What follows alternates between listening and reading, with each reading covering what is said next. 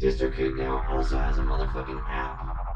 The DistroKid app is available for iOS and Android. You can now get an additional 30% off if you go to distrokid.com/VIP/cult. That's distrokid.com/VIP/cult. Or you can get it in the App Store. Fuck. All right, we're rolling. Rolling. Planet B Presents Cult and Culture Podcast. Welcome to episode 46 of the Cult and Culture Podcast. I'm Justin Pearson. And I'm Luke Henshaw. All right, this episode's pretty wild. It features our homie Spenser Little, which we both go way back with, but we didn't know that it intersected. Yeah. It's pretty wild. I knew him from like punk shows. Yeah, and I knew him from way back in the day with graffiti days and a lot of friends. And Yeah. He's a good dude, and we're lucky to have him on this podcast. We're lucky to have him in San Diego. Yeah, I mean, he doesn't really do podcasts. No, I know.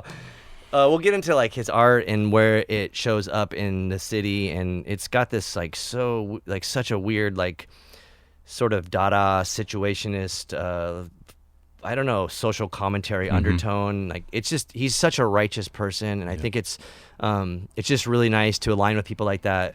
So yeah, we'll get into all of it, and if you have the ability to check out his art, you should really dive into it. He's such a badass and just a really genuine, gentle, great human being, which is such a pleasure to be around. Yeah, absolutely. So yeah. Oh wait, whoa, what's up?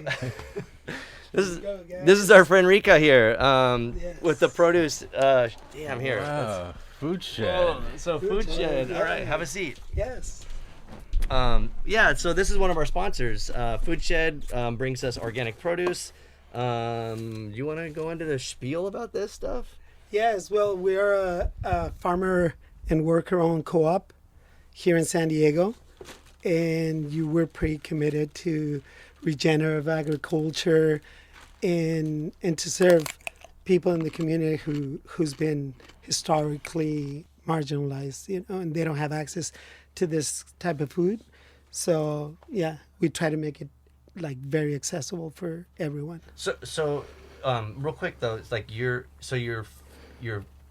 what's it called? Like your brick and mortar is in City Heights in San Diego, which is very close to here. But what do you like? So your farms are out east, and then There's farms. We work with like around 60 farms, and whoever's familiar with like farming, farmers usually do a crop plan, and in that crop plan that we design, there's 25 farms that we aggregate from them, all the way from the border to Temecula.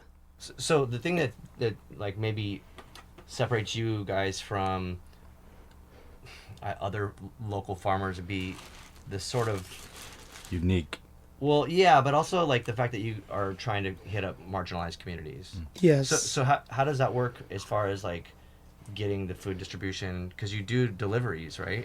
Yeah, well, I mean, Food Shed specifically, the mobile, it's like Food Shed Mobile is the app name on Instagram, right? yes, on the Instagram, at some point we were doing mobile markets and we go to different places, but now we have a physical space.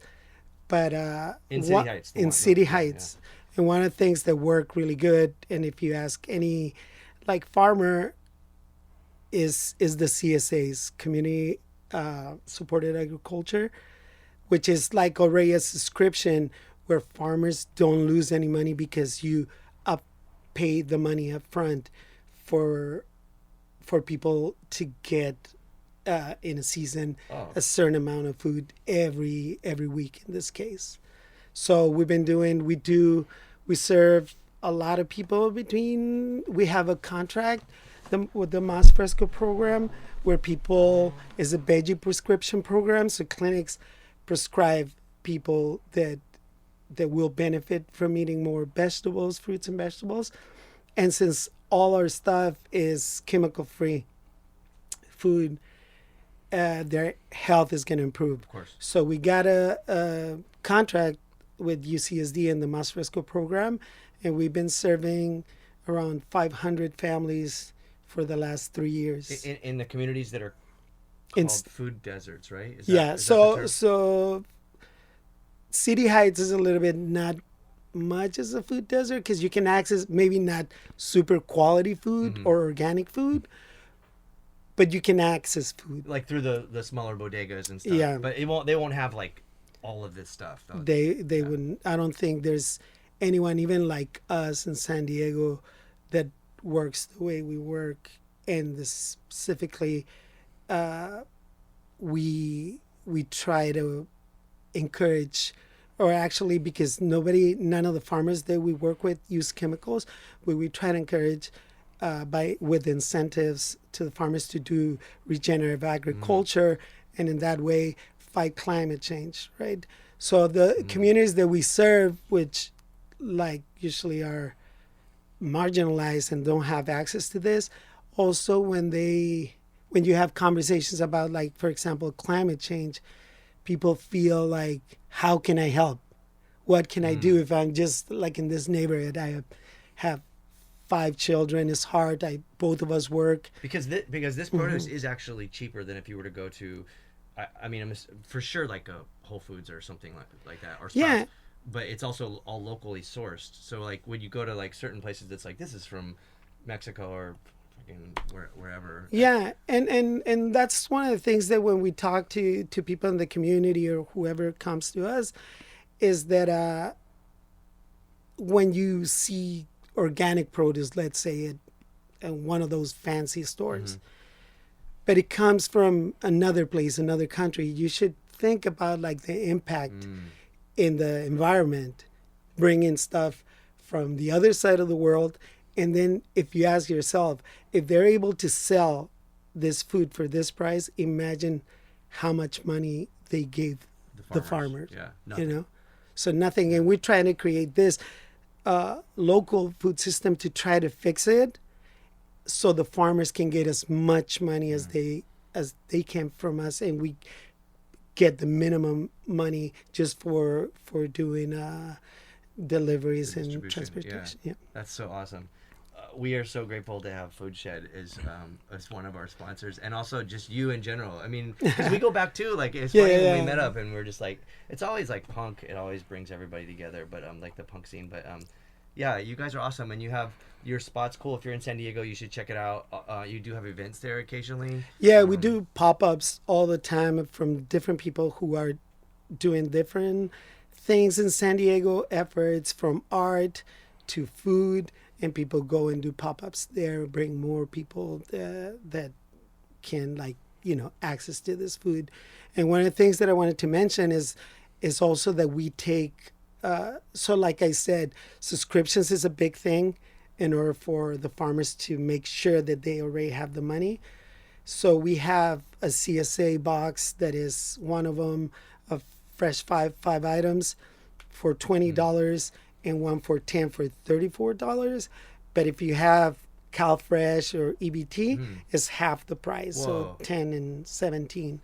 And then on Saturday markets, we have a sliding scale.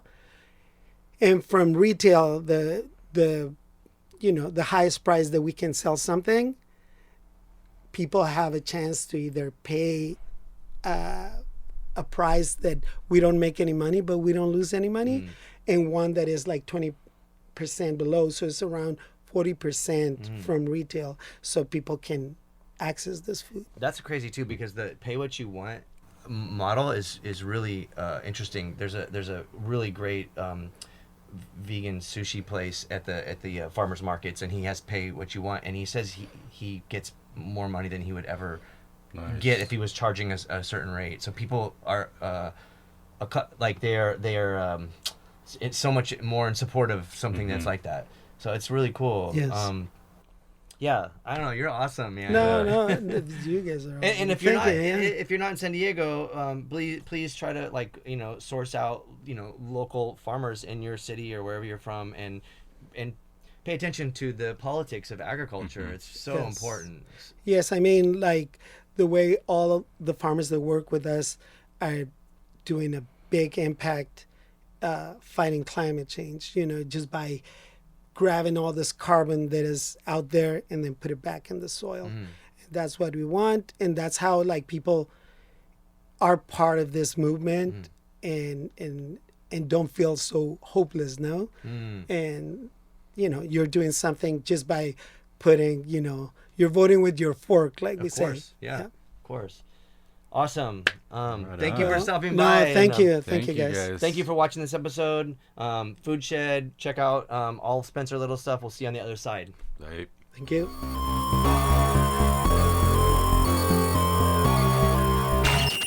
My name is Spenser Little.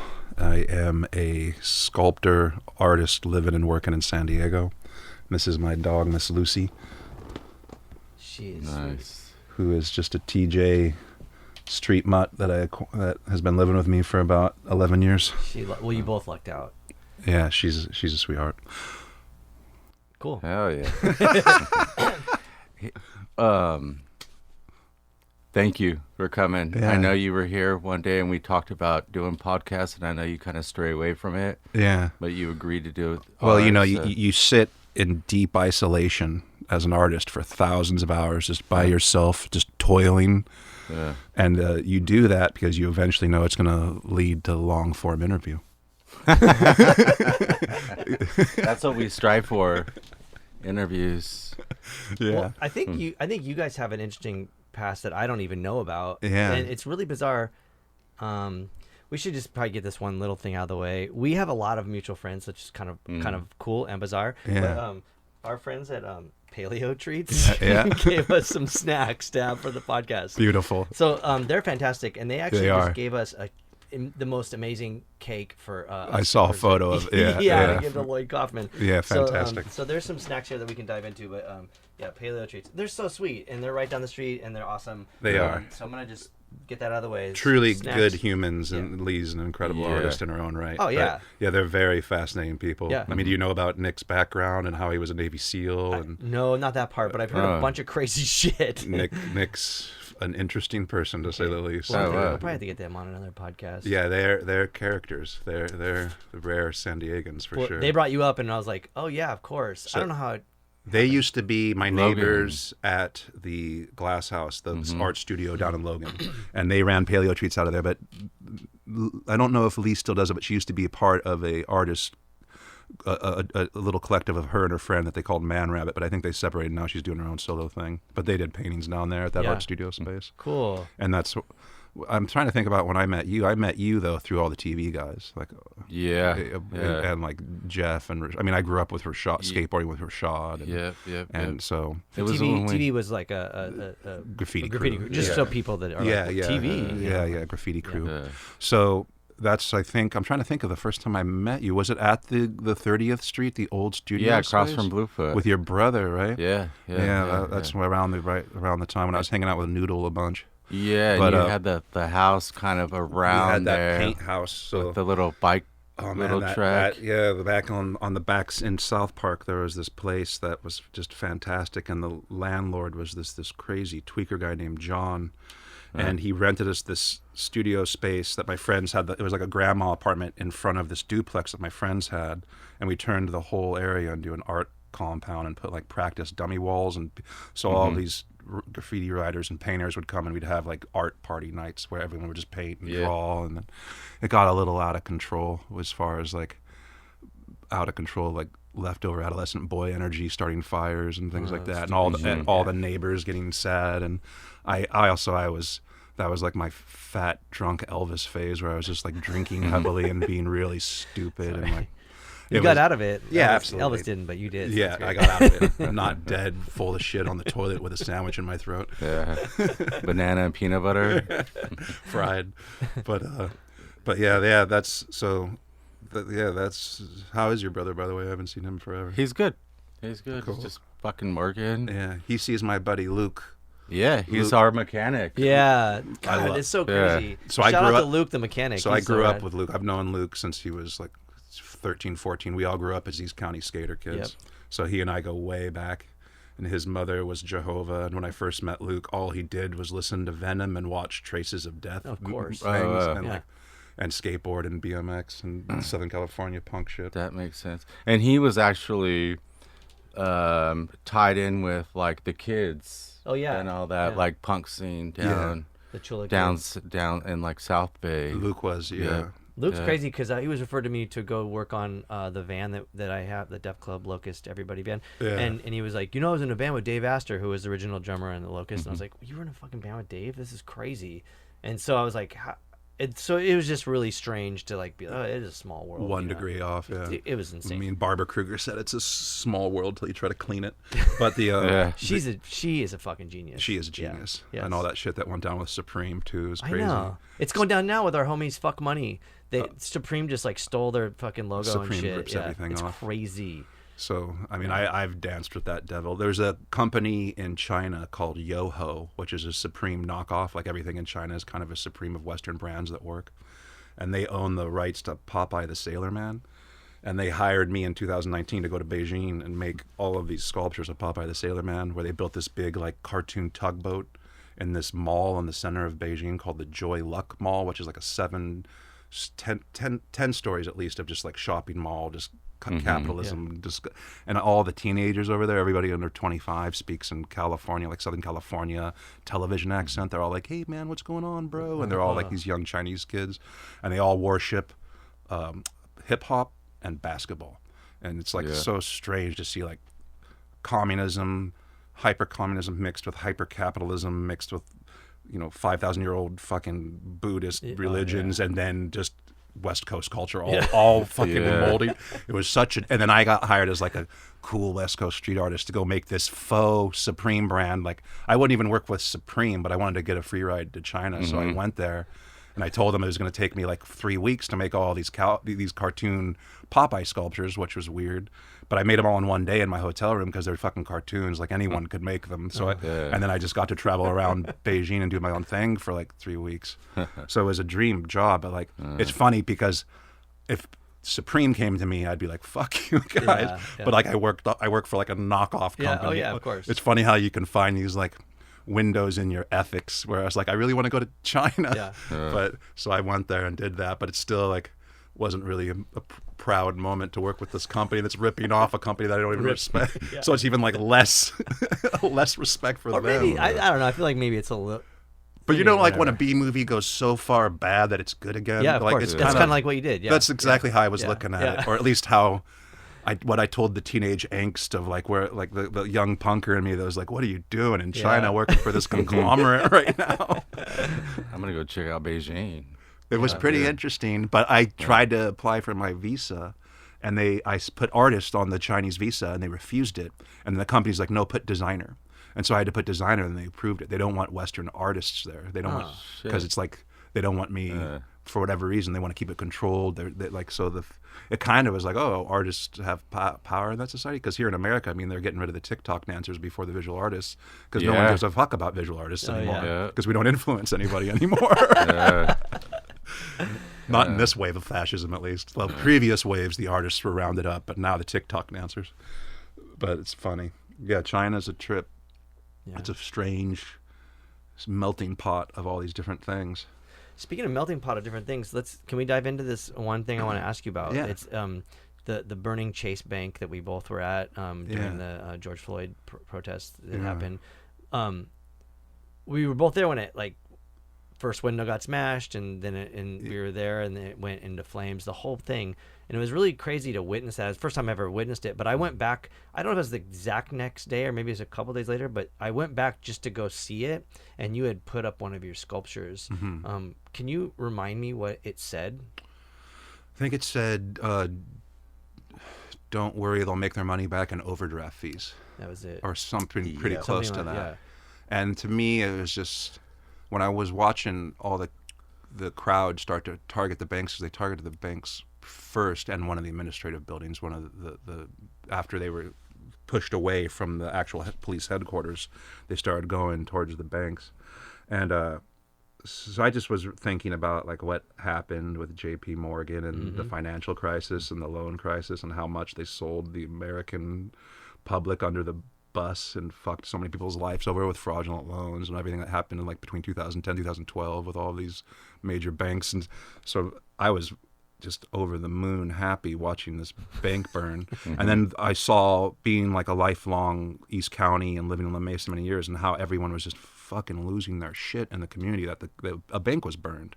And I was like, this bank does not have our backs. Yeah, they didn't. So like I just wanted to do like counter sentiment about how these corporations do not have our backs in any way, because I just hated that they were getting community outreach and community love to to this fully insured corporation that doesn't give a fuck about any small business or any person in the community. So yeah, that was just my own little pressure release valve of like counter commentary for myself. I mean, we could just go into that whole thing forever, because the police just stopped. They were only protecting the police headquarters. Yeah. But it was really, And they were also completely escalating the crowd. Zero de-escalation. Yeah. Zero anything other than just rubber bullets and paintball or pepper balls. Yeah. So. But it was really profound. I mean, I already was friends with you and knew a lot about your art, but that was the one that really fucking like hit. I don't want to say like hit the nail on the head. Like the other stuff wasn't as important, but I was like, this is fucking crazy, because I just saw the bank burn, and then you went and put that thing up. Yeah, I did it the next morning. I think I think I went like 7 a.m. the next morning and put it up. Fucking crazy, and I was like, it made me so proud to be your friend, and proud that it sounds weird, but I was just like, this is the fucking shit right here. You know? I mean, that's why I make art. I mean, it's the whole that's the whole fucking that's the biscuit right there. So that's what it is to me. It's like direct.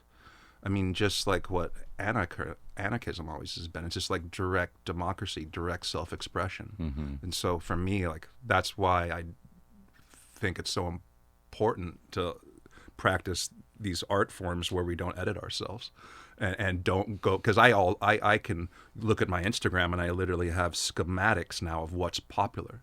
And so I can literally go, oh, everybody likes this, so I can make titties and rainbows and make money and do this forever, because I literally have a item, like they've taken the spectrum of our human emotion and put it into a binary code of like or don't like. So what artists do is now they can just easily market to their fan base and do zero self-expression, all product-based thinking and market. Like, I see it with so many artists that I meet, and they're like mad poets, almost on the verge of shit-stained pants under the bridge level, like Bukowski poets. And then they go to L.A. and then one day they'll, paint a fucking guy with a man in a business suit with a bear helmet with a David Bowie lightning bolt across his face. Yeah. And Instagram goes crazy, and then they just do an acute 90 and they become an icon maker the rest of their art career. So like, for me, like, leaving stuff on out in public spaces is like the antithesis of following that, because I do that because I need to make money. So I go, oh, everyone liked this, I'll do a release because I need to make my dinner. And so I do play that marketing game, because you have to if you want to eat off your art. Of course, it's a part of the equation. So you're playing both sides of the to me, the offerings in public are just like reminders of why I do what I do, and they're not about sales. They're not about anything other than my selfish desire. Yeah, you don't honestly. have to appease anyone by putting something up. So it's like this, it's an offering to the whole fucking reason that started the process. It keeps you grounded. Yeah, it really does. Yeah. But there's also something really beautiful about like creating, like, selfishly for myself, like making this object, and then it's almost like that object's 18th birthday, where you're like, good luck out there in the world, and you see what fucking happens with this shit. Like the way like you saw it and it impacted you, like, that's beautiful. That's cool, because I put that there for me, like, all of them are for me, like. But when I saw it, I was like, I loved it. I loved the message, but also that it was you. I knew, but I tried to like step aside and be like, what if I was just here and been like a regular, seen it unbiasedly. Yeah, but also like the people that were like, those are criminals, and you're like, they're fucking criminals, but so are the banks, and like this is a huge, massive topic to even start to try to combat. But I wonder like how that regular person's like, what the fuck, that, and then I hope that got into their brain. And that's why I had other things to say that I try to keep it comical, because I love the cackle in front of the coffin. Like, I believe that the laugh is very important. Yes. Because hate hates the ha-ha. I just like that who wrote it? George Orwell said every joke is a tiny revolution. Yeah. I fucking love that. Yeah. I love that quote, because also humor is going to get through. Exactly. And like, I mean, look in America, like what are most musicians, what are most artists, what are most comedians? They're more left leaning, and that's why, like Trump can't get good music for his rallies. So because Yes, Kid Rock, he's not good. Kid Rock's pretty good. Yeah, he's pretty. And then you got Foo Fighters. It's like at least Kid Rock is like. They got the Foo Fighters. I mean, on accident. Okay. Like, they tried to like sue him, but like BMI and all that shit. They're like, when we Yeah, paid for yeah. this, you I can't didn't know fucking sue that. us. Jokes on that guy, but yeah, they had used their song, one of their. Yeah. I don't like Foo Fighters, but they used one of their songs. But yeah, so in 2020, during that uprising, I mean, I don't have kids and I have a lot of energy. So if the kids are on the street, I join them. Every single uprising, I've gone out and made art, and I've made art live as I'm at the protest. I think I wrote that one too while the actual riot was going on, as the bank was burning. Wow. I think I started writing it. So, I mean, I did that at every single protest that I've ever been to, because, like, if I'm going to be there and my power that I have is this weird little mechanism that makes me make this shit, I have to use it for, I mean, if I'm going to go, I may as well use this mechanism for something I believe in. So that's what that's what I do every day is I walk around and be like, it'd be funny if this was there, and I put it there. I mean, seeing your shit in public is crazy. I saw it the other night at Peace Pies. I was like, oh shit, there's a The piece sign, of there's like the one in OB. Yeah. That one survived the fire. Oh. Was it the sentence, or was it a little? Really long. Yeah, I can't remember what it said, and I couldn't actually read it all because it went behind. It said something. It's someone's quote that's like a psychedelic, because JP's like into those like Terrence McKenna psychedelic minded guys. I think it says something like a mind once expanded to a new dimension can no longer return to its previous configuration. Or something Yeah. But I made that for him. He used to be my neighbor at a farmer's market when I first started slinging wire. I was still working in a biotech company, and I used to do the OB farmer's market, and Peace Pies was my neighbor. And they did. And I would make like one of his workers' earrings, and they'd give me free food. It was beautiful. It was barter system. Yeah. It was like, it was a perfect. That's why I loved doing the farmers markets, because I would trade for like local groceries and stuff. It was fantastic.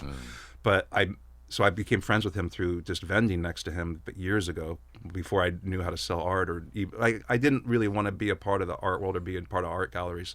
So I would just go do farmers markets and things, because I wasn't on the internet yet or anything.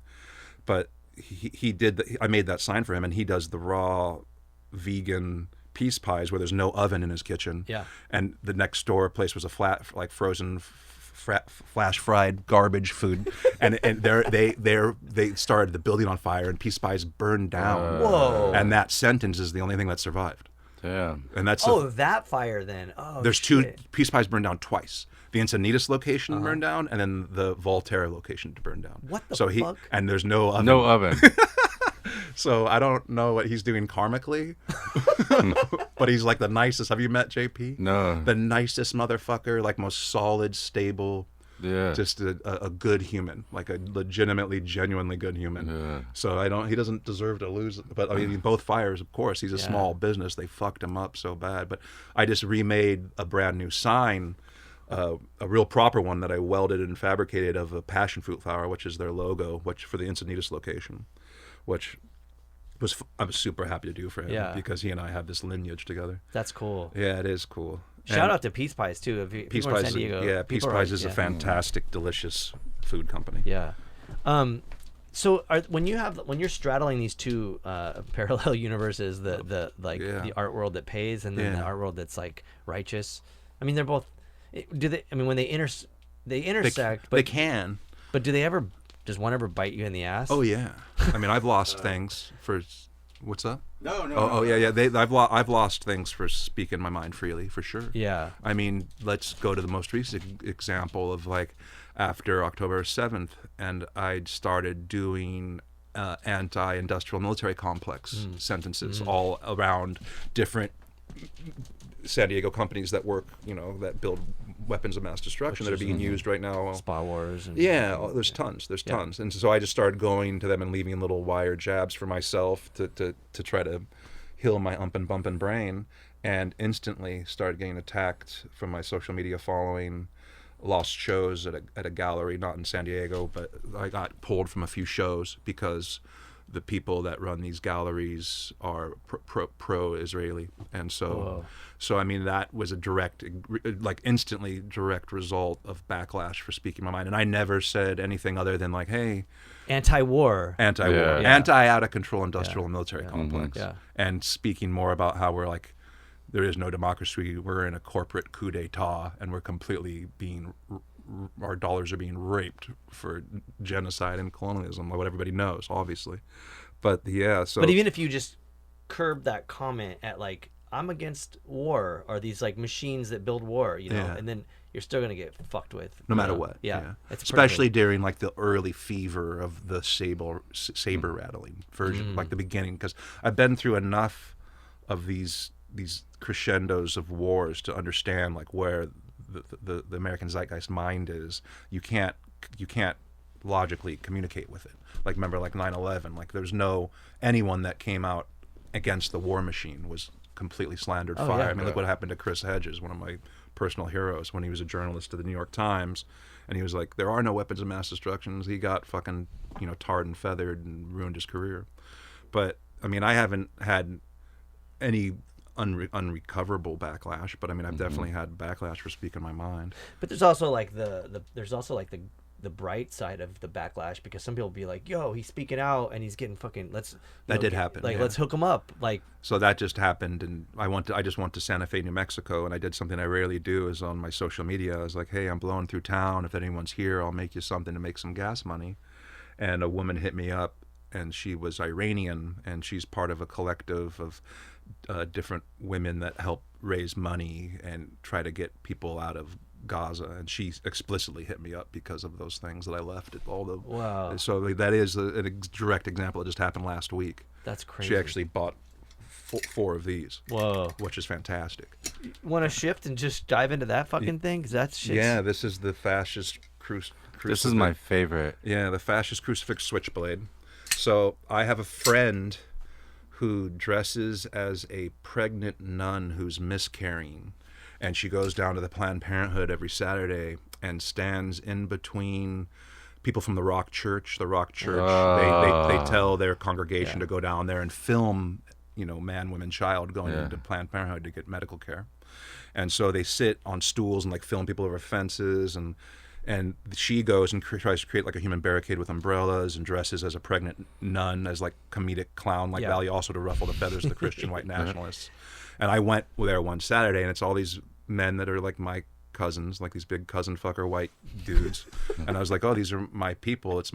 So I felt like obligated to try to make a piece of art about it. So I get called, especially when I let my beard grow, I've been called many times like white trash Jesus or swamp meat Jesus, and like From who?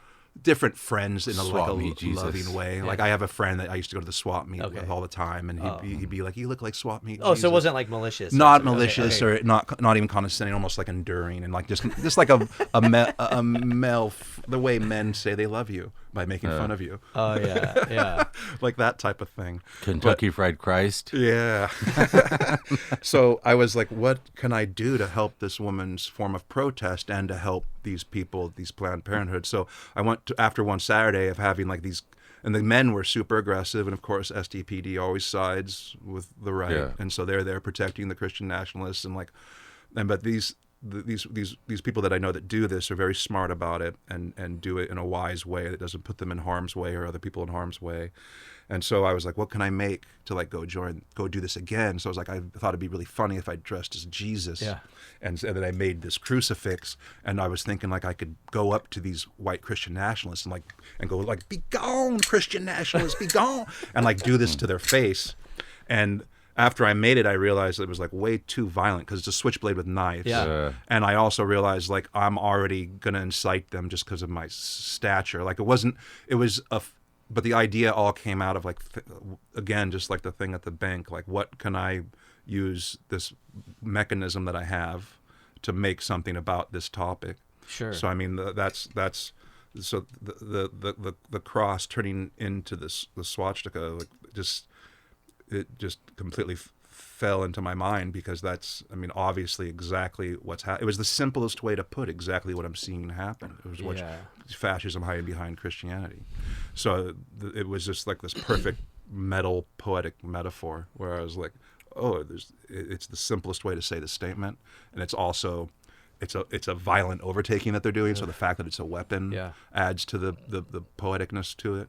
So that was all the genesis of that. Did you get to do that though, or I never did. Yeah, because I actually had talked to my friend, one of the friends that I know in this circle, and they said not. They asked me not to. Yeah. They said it would just incite people and lead to violence. Yeah. And or a that- cop would just shoot you. precisely. Yeah. That's kind of what they were worried about, because I already have like a criminal mug. Like I never get away with anything. Cops are always just like, "What's that guy doing?" Yeah. So like, it's not wise to do. It's not constructive. Yeah. It was constructive and therapeutic for me to make it and think about it, and then I mean, a lot of good things have happened. Like the woman from Iran that I was just talking about in Santa Fe.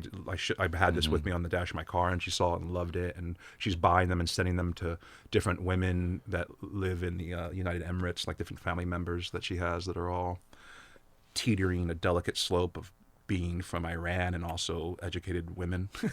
So, What do you think people buying that would do with it? Like display it, or I like, imagine put it on their wall and then showing people, shocking people with it as because you can hang it from the top. yeah, it just hangs on a little simple Yeah. knell, and you can just pull it down and trigger it wherever you want. You should do it to where it's like on somebody's door and it connects to their doorbell. Doorbell ringer would be nice.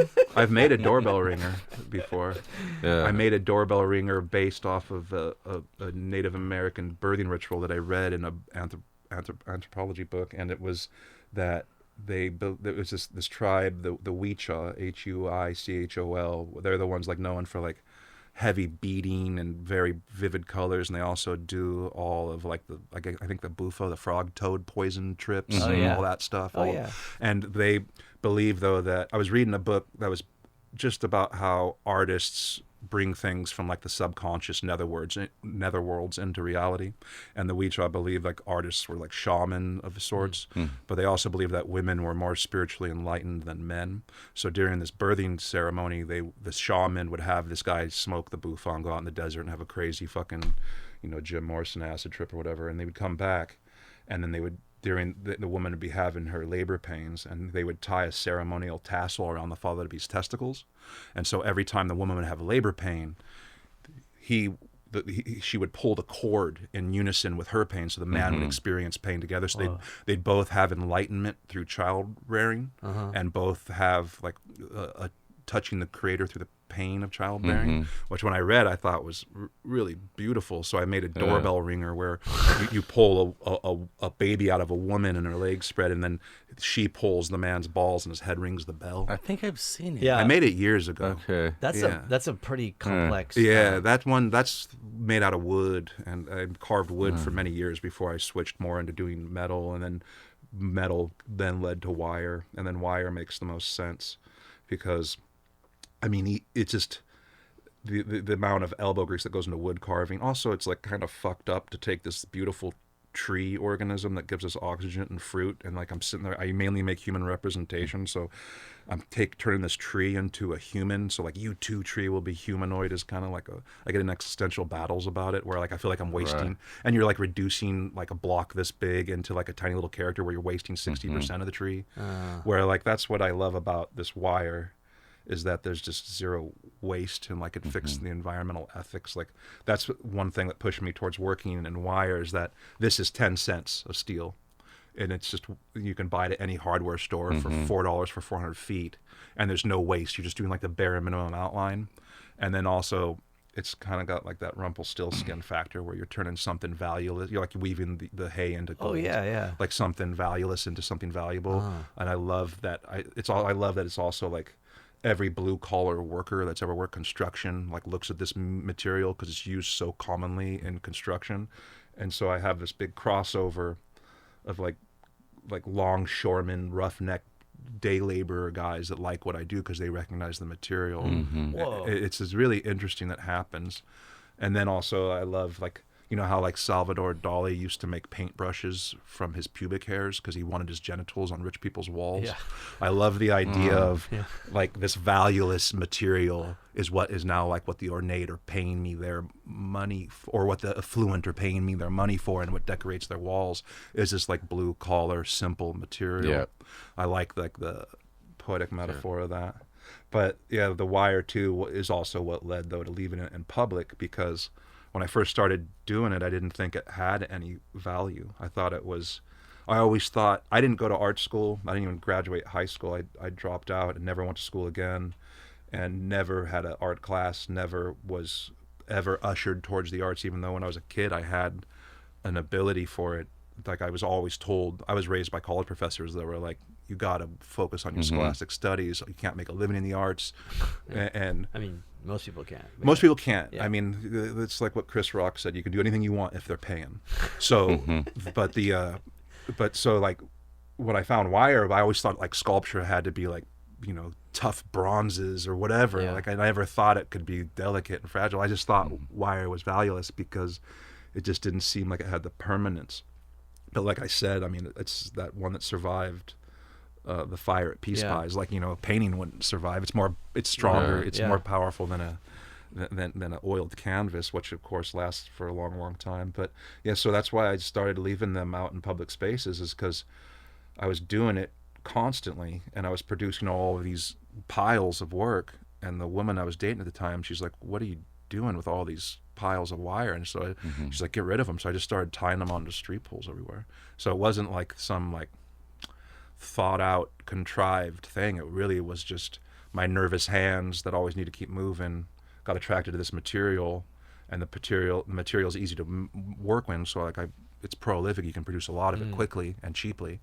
And so that's what started the whole Leaving it. the public It's almost like practice. a geocache or whatever everything is. Little- yeah, like, is that where you leave like a little thing and you geo-mark it? Yeah, And so it's like, because on Orange and Fairmont, you got the two light pole, the stoplight poles, right? I And did for a while. they're gone now, but I was like, Those fuck. got taken down. Yeah. The city attorney told the business I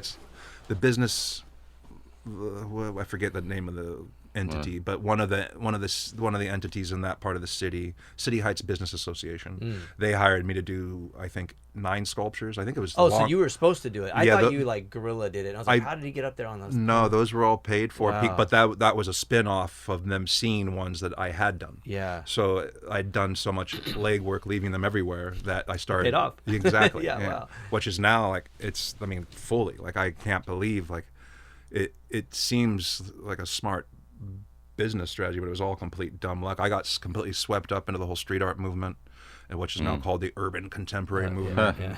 And so now that I'm in the urban contemporary movement, it's pretty incredible. It's I've got to travel the world, got to show at museums, got to have now like a network of international artists all over the world that I'm friends with because of these festivals I've gone and done. I'm going to Hong Kong next month to do something with an entity called HK Walls, where they're taking over this park in the center of Hong Kong that's been there for 100 years.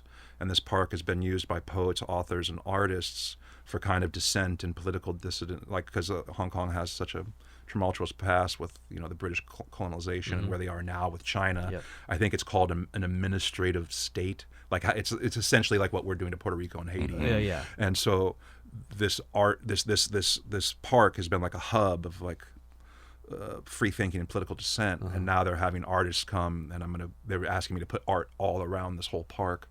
So I'm getting hired to go do that in November. So I'll be in Hong Kong. So that all came off of like social media and them seeing what I do naturally, and they even kind of told me to speak my mind freely. So now I'm just like learning as much as I can about the culture, so I can make things that are relevant to that region, which is going to be really hard for my El Cajon gringo ass. But like, Also in English, but I assume yeah, that they're sending me poems that were important done by authors in the dialect with translations, of course. So I might actually try to do some caricatures. I mean, I could emulate anything in the material. So we'll see what I come up with. Hopefully there's something good, but it's just another amazing thing that is just from dumb luck. Like I never knew what I was doing. I never realized when I first started leaving stuff on the streets that it would lead to anything. Yeah. It just was a way, it was a coping mechanism of therapy and keeping my hands busy, and exactly the same impulse that made me leave it at the bank is the same impulse that makes me leave it everywhere. Yeah. It's just like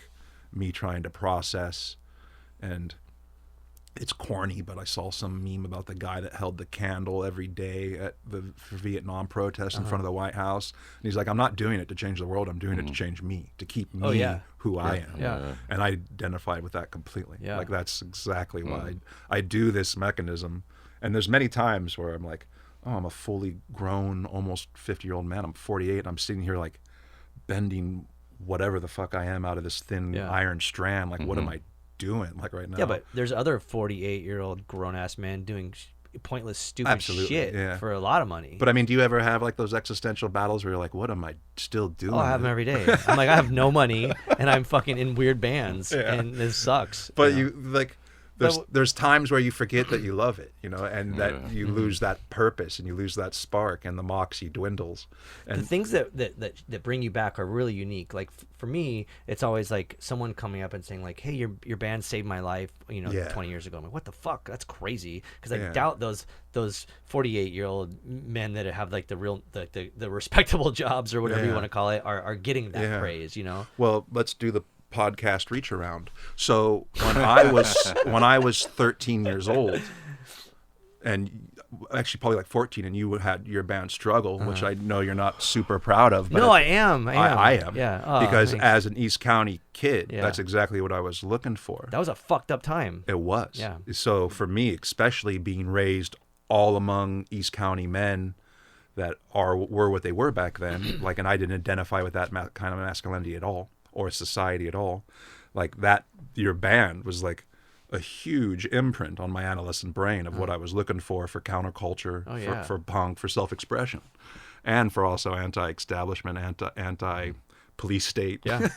So to me, like, to have you say, hey, that thing you left on the bank is good, is like the equivalent to someone being like, hey, this song helped me get through a hard time. So like that, those are windows of deep purpose, like that as you know, like stinky Homo sapien confused little horny monkeys, like that, like there's not a lot of purpose in this insane asylum chaotic world. Like I'll take it wherever I can get it at this point. I mean, I don't even if it just affects one person, like how we always discuss it with Martin, if it's just one person that gets it. Yeah, I mean, how do you quantify the value? Everyone wants numbers these days. Everyone's like, how many followers, how many likes? And they just want to quantify it with quantity. And that's not at all. Look how miserable everybody is. It's That's true clearly because not. so many people liked it. Yeah. Like, no, it's bullshit. Yeah, I say to myself all the time, like, what good did all of this thinking in society and trend, where did it get us? It just got us way further away from any kind of humaneness. Like, we're so savage and petty and brutal these days.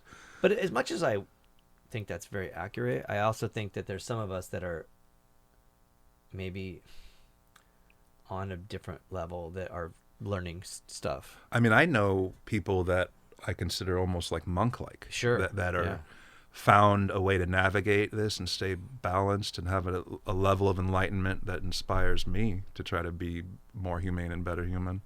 So, I mean, that's possible, of course. I mean, when you speak in broad brushstrokes, you never paint every little corner. Like, so, I mean, I try not to speak in absolutes, but American culture trains you to speak in absolutes, so it's hard to get out of it for me. Well, it's kind of interesting because I like the swastika cross. And maybe I'm being a arrogant dick here, but like it kind of reminds me of like something that like maybe Struggle would have done, where we just like came out of the gates like "fuck you, pig," like just burning flags, like blah. And like as much as that's relevant and cool and maybe righteous to a lot of people, it's also very jarring, especially if you're gonna lose.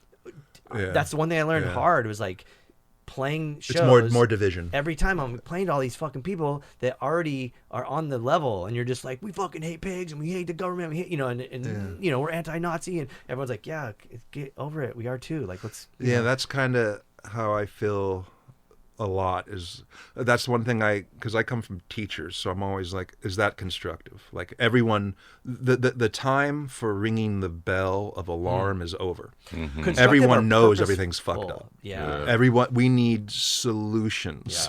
Well, so which like is very hard. That's not as easy as a fucking symbol to symbol. But that thing is sick. Like I'm like, I want to get one of those for my house. But I do think that like the one at the bank kind of is more like highbrow.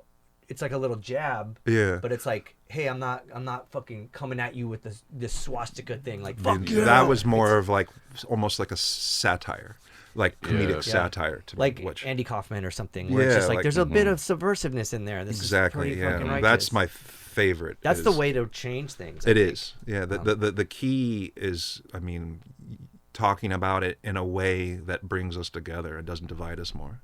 I mean, that as far as what you can do with art, and especially music, because music is the most popular art form that, you know, brings people together more than any other art form. But that's what I constantly tell myself. And I've sandbagged many ideas and just thrown them in the dumpster because I thought they were just more fucking almost like attaboy, do we really need to be told this again? Because everybody knows where. But some of those attaboy things are pretty rad. Like that thing is fucking. They can rad. be. Yeah, this one I'm proud of. Like I was telling you earlier, I'm real proud of that one, and I'm rarely proud of anything I've made. But that one was perfect for the moment. So it encapsulated the moment of what I was feeling, what I was thinking, and the violence I was seeing. Because I'm seeing. It's insane. I mean, I see the rhetoric turning to street violence. I mean, we'll see if there's political violence skirmishes this fucking November. There may be. Yeah. I mean, I have many friends that aren't doomers, aren't alarmists, aren't preppers, that are fucking definitely freaking out. Oh yeah. Hey, the almighty algorithm told us that our podcast is too long, so we're going to split this into two because people's attention span have been diminished. So, What'd you say? So that was part one of this podcast with Spenser Little. We're going to take a break here. You guys can check in and grab part two if you're still on board. We think you should be. We hope you are. And I don't know. This is the first for us, so we're trying to figure out what the best route is to split this up. The conversation flowed too well. I think it was very natural, and we covered everything. And next thing you know, quite a bit of time had passed. So if you're still on board, stay tuned for the next part of this same episode.